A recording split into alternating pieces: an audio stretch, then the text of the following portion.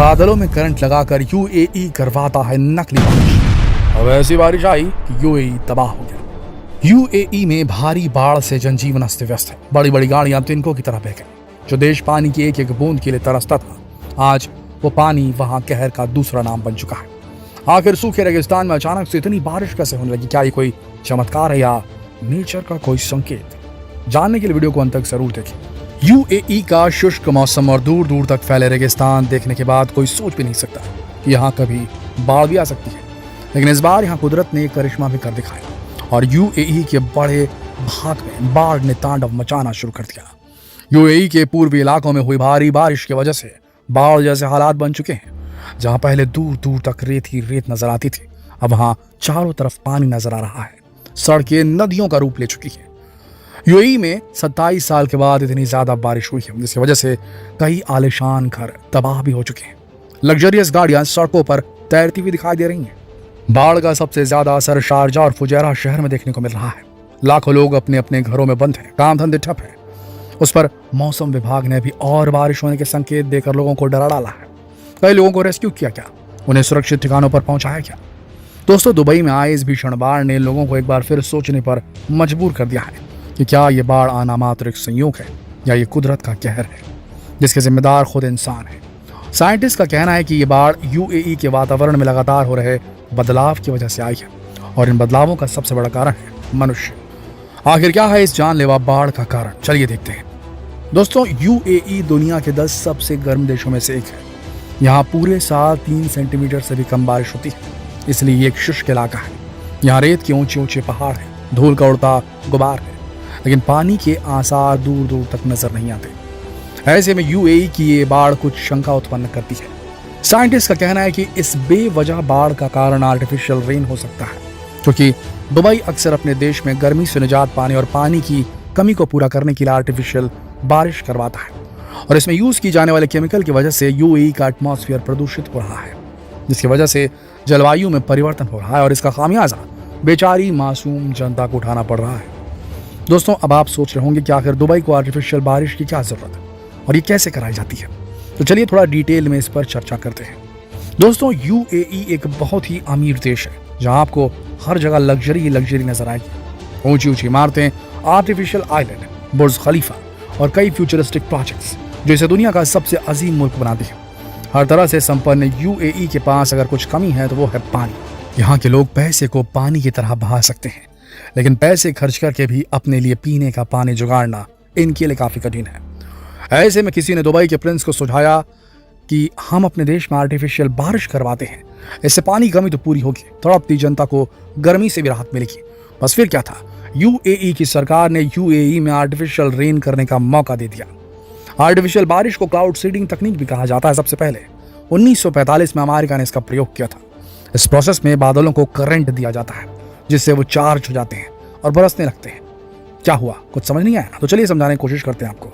Artificial rain को समझने के लिए पहले हमें बारिश की प्रक्रिया को समझना होगा। बादल पानी की छोटी छोटी बूंदों से बने होते हैं, जिन्हें बादल की बूंदें यानी कि क्लाउड ड्रॉपलेट कहते हैं। बादल की बूंदों के समूह मिलकर वेपर या बर्फ के क्रिस्टल बनाते हैं। ये वाटर वेपर इतने भारी नहीं होते कि बारिश के रूप में बरस सके, इसीलिए आर्टिफिशियली करंट चार्ज दिया जाता है बादलों को। जब बादलों को करंट चार्ज दिया जाता है तो वाटर की जो ड्रॉपलेट्स होती हैं, क्लाउड की जो ड्रॉपलेट्स होते हैं, वो आपस में एक दूसरे से जुड़ने लगते हैं और इससे जो बूंदें हैं छोटी छोटी, वो धीरे धीरे बड़ी होने लगती है। आखिर में वो इतनी बड़ी हो जाती है कि ग्रेविटी के प्रभाव से वो नीचे बारिश बनकर गिरती है।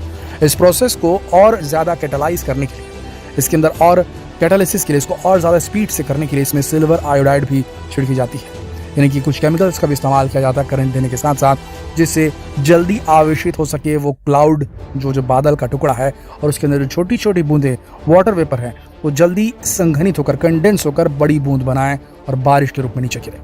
जब बारिश के रूप में पानी नीचे गिरता है, उसके बाद ये पानी समुद्रों और नदियों में चला जाता है, जहाँ सूरज की रोशनी से फिर से ये पानी जो है इवापोरेट होता है, भाप बनकर उड़ता है और बादलों का रूप ले लेता है और ये जो साइकिल है ये चलती रहती है। अब बात करते हैं आर्टिफिशियल रेन की। आर्टिफिशियल रेन का सबसे फेमस तरीका क्लाउड सीडिंग कहलाता है। इसमें उन बादलों को सेलेक्ट किया जाता है जिनमें पहले से कुछ नमी मौजूद होती है।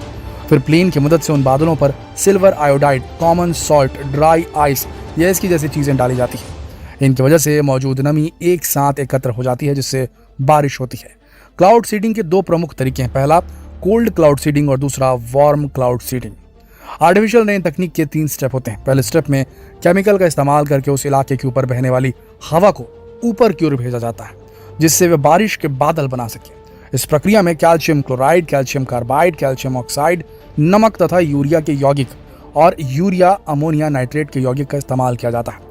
ये यौगिक हवा से जलवाष्प को सोख लेते हैं और दबाव बनाने की प्रक्रिया शुरू करते हैं। दूसरे स्टेप में बादलों के मास यानी द्रव्यमान को नमक, यूरिया, अमोनियम नाइट्रेट, सूखा बर्फ और कैल्शियम क्लोराइड का प्रयोग करके बढ़ाया जाता है।